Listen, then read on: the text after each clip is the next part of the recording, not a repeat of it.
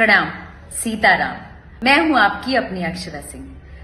शिवरात्रि महापर्व के उपलक्ष्य में श्री बागेश्वर धाम पावन तीर्थ पर आयोजित 5वां 151 सामूहिक कन्या विवाह उत्सव 108 कुंडीय अति विष्णु महायज्ञ महोत्सव भारत के अमरवीर बलिदानों के पुण्य स्मरण में समर्पित है, जो कि हो रहा है 27 फरवरी से लेकर 8 मार्च 2024।